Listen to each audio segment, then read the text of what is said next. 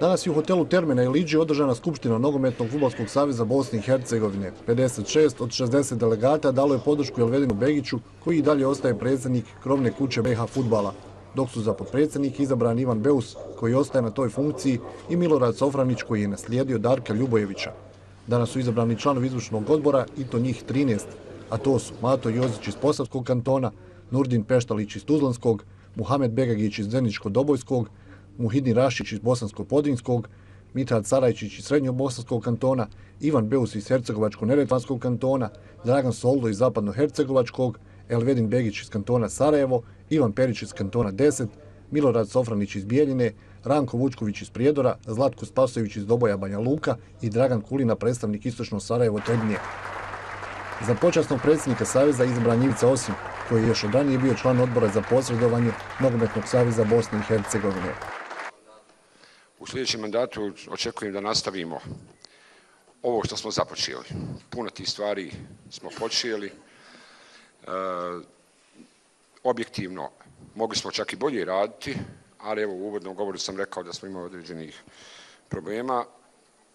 Međutim, ako bi pitao šta treba da radimo i šta su to planovi, mi ćemo sigurno u možda narednih 10-ak dana napraviti jedan strateški plan kao što smo prije 4 godine uradili, gdje ćemo pobrojati one stvari koje trebamo napraviti i uraditi. Naravno da je prva stvar da ćemo zadržati ovaj nivo standarda koje pružamo reprezentativnim selekcijama, pogotovo A selekciji i naravno svim ovim ostalim selekcijama koje mi imamo.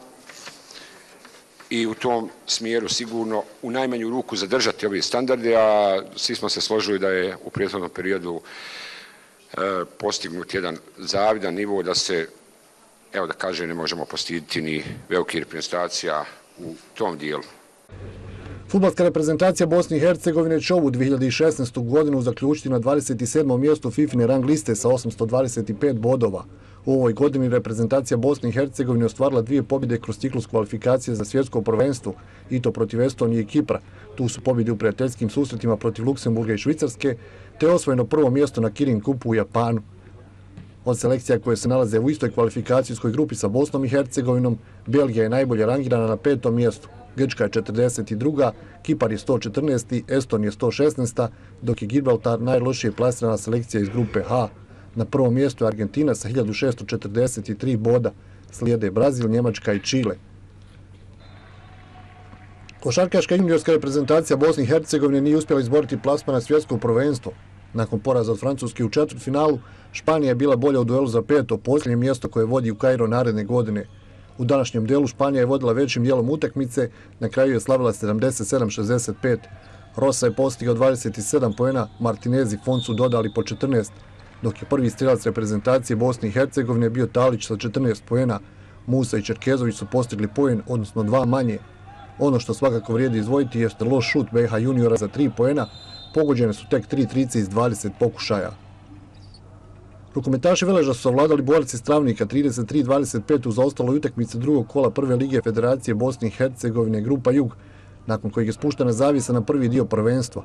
U jesenjem dijelu prvenstva rukometaši Veleža su upisali 7 pobjeda, remizirali su protiv druge ekipe izviđača, dok su poraženi u susretima protiv Istočke Bosne, Čapljine, Neretve i Iskre u Bugojnu, te na svom kontu imaju 22 boda.